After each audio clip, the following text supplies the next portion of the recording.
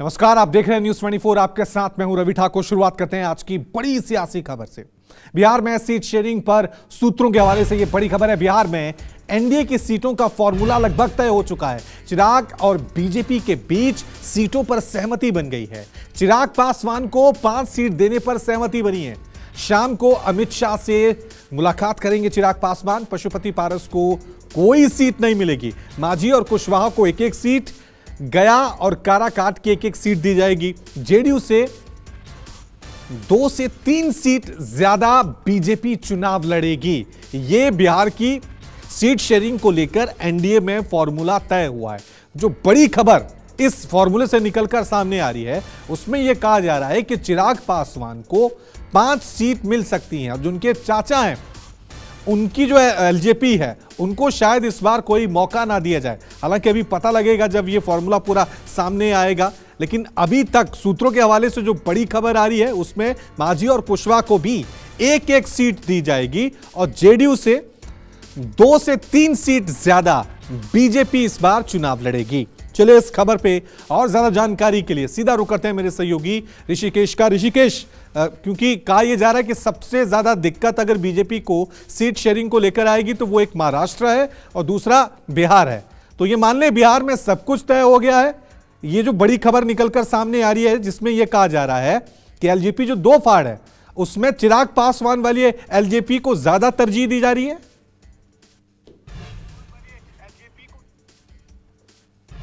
देखिए, आप इसकी बानगी देखिए कि जब हम लोग खबर ये अपने जनता को बता रहे हैं, मंगल पांडे जो बिहार बीजेपी के नेता हैं और चिराग पासवान और पशुपति पारस के बीच मध्यस्थता कर रहे हैं, वो अभी चिराग पासवान से मिलने पहुंचे हैं अब से महज कुछ मिनट पहले। और इसके पहले 2 मुलाकात उनकी पहले हो चुकी है और लगभग जो हमारे सूत्र जानकारी दे रहे हैं रवि, उसके मुताबिक चिराग पासवान के कोटे में 5 सीटें लगभग तय हो गई है। वो 5 सीटों में हाजीपुर सबसे महत्वपूर्ण है, जहां से अभी फिलहाल पशुपति पारस वहां से मौजूदा सांसद है, केंद्र में मंत्री हैं। तो जो चिराग पासवान और बीजेपी के बीच में गतिरोध था वो लगभग आखिरी मुकाम पर है, वो खत्म होने के कगार पर है। बीजेपी और चिराग पासवान के बीच डील लगभग तय हो गई है। औपचारिकता महज बाकी है। इन मुलाकातों का दौर खत्म होगा तो अमित शाह से चिराग पासवान की देर रात में मुलाकात होगी और औपचारिक ऐलान कर दिया जाएगा। सहयोगियों को लेकर उपेंद्र कुशवाहा भी दिल्ली में है, तो उपेंद्र कुशवाहा के जिम्मे भी सिर्फ 1 सीट आएगी। 3 सीटों की डिमांड पर वो अड़े हुए थे। जीतन राम मांझी के कोटे में कितनी आएगी अभी कहना मुश्किल है। पशुपति पारस के कोटे में क्या सीट आएंगी नहीं आएंगी ये अभी मुश्किल है, लेकिन बातचीत चल रही है। लेकिन सूत्रों ने जो दावा किया है, चिराग पासवान के कोटे में 5 सीट जाना लगभग तय है। बीजेपी और चिराग के बीच में सहमति बन गई है और इसीलिए उनके आवास पर एक बार फिर मंगल पांडे आए हैं। बैठकों का दौर शुरू हो गया है और इस आखिरी मुलाकात के बाद देर रात अमित शाह से उनकी मुलाकात होगी और फिर औपचारिक ऐलान बिहार में एनडीए की सीटों का कर दिया जाएगा। लेकिन ऋषिकेश, इसमें बड़ा सवाल यहां पे ये निकलकर सामने आता है कि भतीजे को 5 सीट दे दी तो चाचा मान जाएंगे, वो चाचा जिन्होंने अपनी पार्टी के 2 फाड़ कर दिए। और दूसरा सवाल जेडीयू को लेकर भी उठेगा, क्योंकि अभी जो हरियाणा में बीजेपी ने अपने सहयोगी के साथ किया है, क्या वो जेडीयू के साथ भी हो सकता है क्या?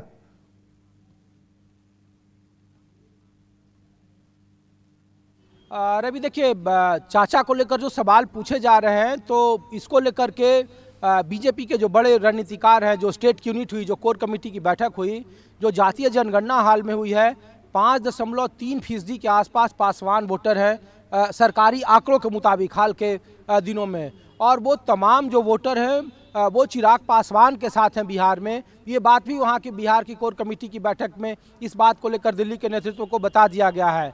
चूँकि चिराग पासवान लगातार इस बात को लेकर अड़े हुए थे। 2019 में वो 6 सीटों पर लड़े थे, 2014 में वो 7 सीटों पर लड़े थे और इनका जो रिजल्ट है वो 100% रहा है, 100% रहा है।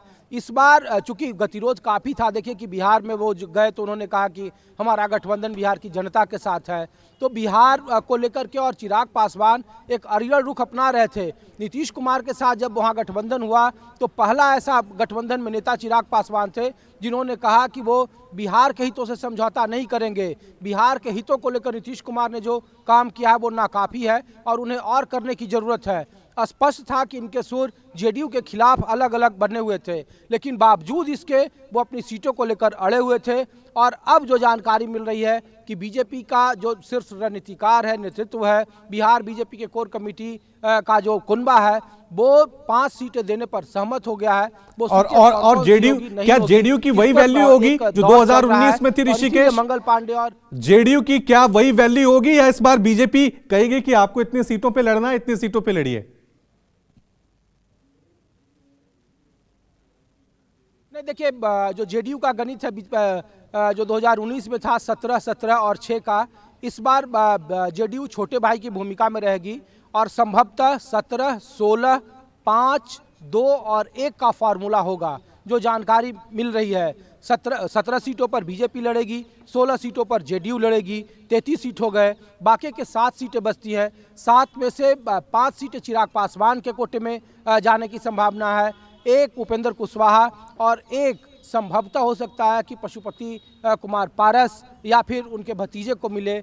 जीतन राम मांझी को सीट न देने पर भी विचार चल रहा है कि शायद उसको लेकर मान मनोबल चल रहा है।